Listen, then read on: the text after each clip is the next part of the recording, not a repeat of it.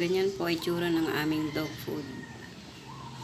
Merong bataw, merong kangkong, may alugbati. Sinasanay namin ang aming mga dogs sa gulay. Ayan, kangkong yan.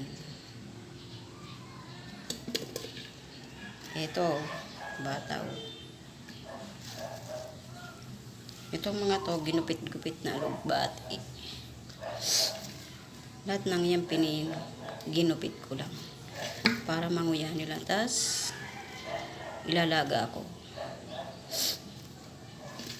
May pampalasa din mga yan. Ilalagyan ko ng patis, ng tuyo, o kaya ng kahit kaunting ulo ng manok. Mas mura yung ulo ng manok kaysa sa ibang parte ng katawan ng manok. 50 pesos lang per kilo. Ayos na. Ayan. Nag-aantay sila pero lalagayin ko pa. Para naman maganda yung kanilang digestion. Digestion nga ang tawag doon. Para makadumi sila maayos. Saka hindi gaanong mabaho yung tae nila. Di ba, Negra?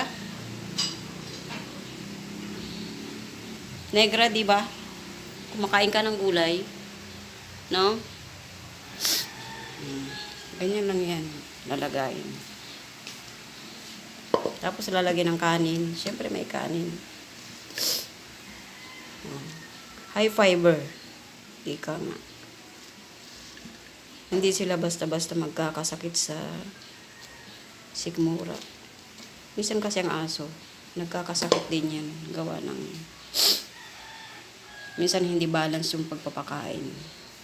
Kaya kailangan balance. May gulay, may karne, may kanin. Yun.